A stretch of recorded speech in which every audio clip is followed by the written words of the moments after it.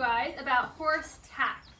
Now, tack is a broad term to cover essentially horse clothes or any sort of equipment that is used as an aid in riding the horse. So the first thing we're going to talk about are saddles. Now, saddles obviously are what you sit on when you ride a horse. And you can see that we have 3 different saddles right here. And just take a moment to look and see what obvious differences you can spot in the saddles. And then I'm going to talk to you about the different purposes and why we use different saddles for different types of riding. So the main 2 types of disciplines, and there are a lot of sub-disciplines, but are Western and English riding. So Western, you've probably seen in the cowboy movies or going out on a trail ride. You've probably seen these big leather saddles with this little handhold in the front. This is an example of a Western saddle. This little handhold is called a horn. So that's the distinguishing feature of a Western saddle. So Western saddles are used from anything from trail riding, barrel racing, cow roping, all of that sort of thing. Any kind of ranch work, you'd be using a saddle like this. Note how big and bulky it is, how, let's see how big. So your feet here go in this part called the stirrup. So look how big these stirrups are and what a wide platform this is. The front of the saddle is called the pommel. The back is the cantle. This is the seat. And all of this extra leather back here is the skirt. So you can see that there's just a lot of leather and material on this saddle here. Now in contrast, moving on, this is our English saddle. And this is an example specifically of a jumping saddle. So this is the saddle that we would put on a horse if we were going to do some jumping, which is what I'm going to show you guys later. So this English saddle, as you can see, is a lot smaller. There's not as much of an area here with the skirt. It's much flatter. And you can see the stirrups are not as big, bulky, not as wide. So the reason for this is when you're jumping, you want the horse to have the least amount of restriction. We want everything to be light and free to get the horse to get the maximum jump. The rider in an English saddle is also going to ride a little more forward and light. The purpose is to not be riding deep in the saddle. It's to be standing a little lighter in order to just give the horse the freedom of movement to jump over a fence.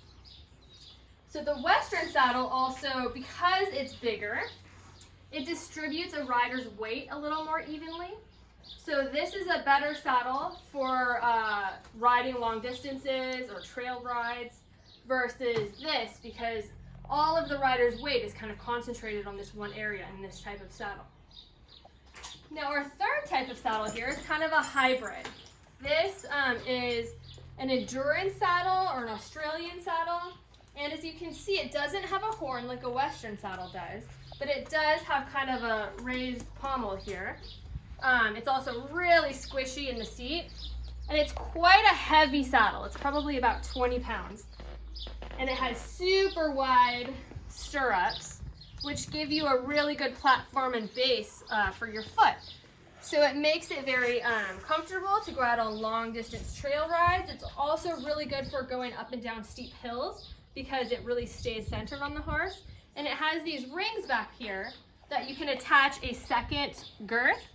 So this up here, this is the main girth, which is what goes under the saddle and holds it on. But you can also attach a second one, so if you're going, say, down a super steep hill, it'll just keep this saddle from sliding and keep you from sliding off.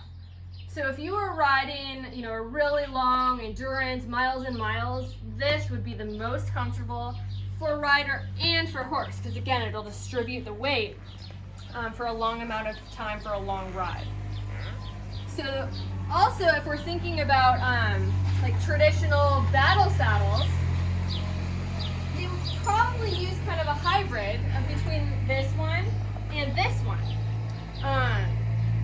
The knights with all their barding and their gear needed a saddle that kind of locked them in so that they were able to rise and turn and fight without shifting so that the horse would change direction.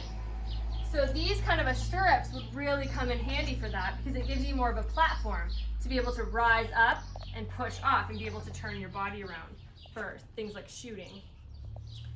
This girth right here, this is the English version of it, and it attaches here on this English saddle. So it's the same thing as this. It's just, again, everything in the English is a little bit smaller. Everything in the Western is a little bit bulkier and bigger. And so those are our three main types of saddles.